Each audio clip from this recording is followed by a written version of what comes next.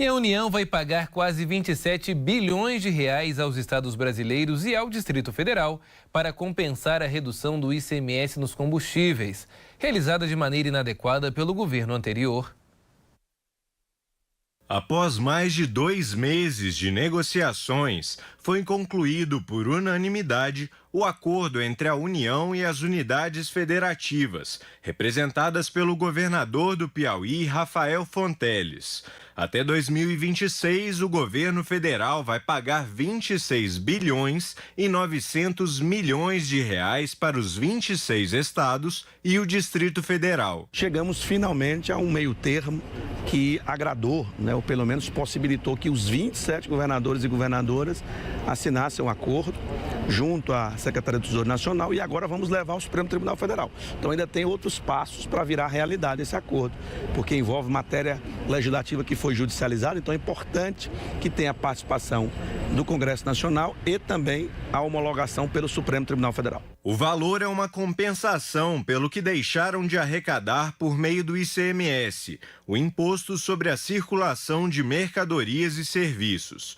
A taxa foi limitada a 17% ou 18% em junho de 2022 para combustíveis, energia, telecomunicações e transporte público.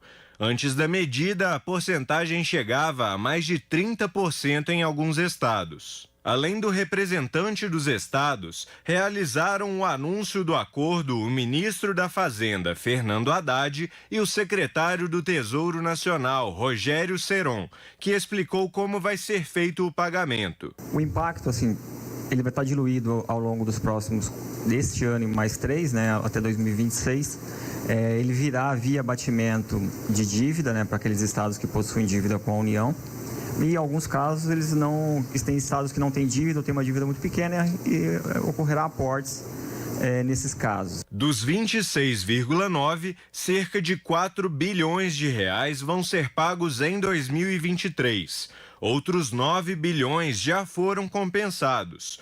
O restante vai ser pago da seguinte forma: estados que têm até 150 milhões de reais para receber vão receber metade neste ano e metade no ano que vem. Estados que precisam ser compensados entre 150 e 500 milhões de reais vão receber 1/3 em 2023 e 2/3 em 2024.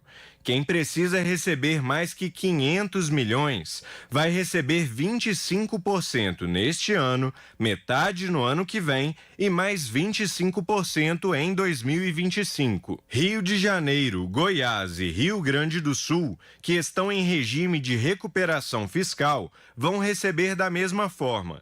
A diferença é que em 2026 vão poder abater 900 milhões de reais das dívidas com a União. Uma boa parte disso já está resolvida, porque alguns estados conseguiram liminar para não pagar as parcelas referentes às suas dívidas com a União. Teve estado, inclusive, que deixou de pagar mais do que teria a receber, e isso vai ser dado um tratamento específico quando isso aconteceu. Haddad disse que essa compensação representa 10% dos 300 bilhões de reais de problemas que o governo anterior deixou. Quando a desoneração do ICMS foi aprovada em 2022, os parlamentares acrescentaram a obrigação da União compensar as perdas. O governo anterior havia vetado esta parte, mas o Congresso derrubou o veto. O Supremo Tribunal Federal, então, deu 120 dias, no fim do ano passado, para que a União e os estados chegassem a um acordo. A negociação variou entre 18 e 45 bilhões de reais. Olha, Pedro, e são muitos os desafios agora do governo, claro, são várias as questões. E o que você atualiza para a gente? Parece que nos próximos meses, o ministro da Fazenda, Fernando Haddad, deve apresentar esse novo arcabouço fiscal, justamente aí para tentar compensar o teto de gastos.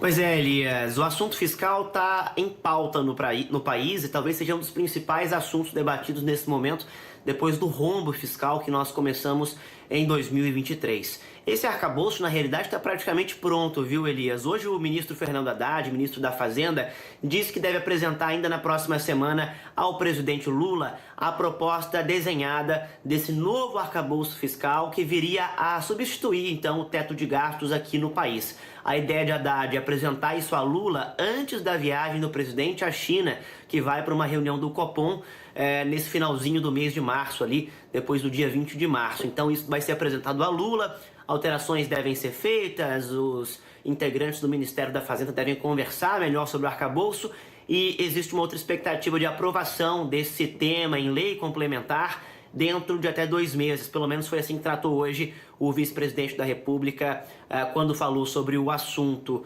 O Geraldo Alckmin, que esteve em Minas Gerais hoje, também falou sobre essa proposta. Olha, nós temos várias questões tramitando no país, no âmbito fiscal, Elias, e outra situação importante em relação à nova reforma tributária. Essa reforma tributária pode ser aprovada até outubro aqui no país, de acordo com a Haddad. E essa reforma ela passa por um projeto de alteração da Constituição, né? Uma PEC, né? Uma emenda à Constituição. Então ela precisa de aprovação no Congresso, é um pouco mais demorada.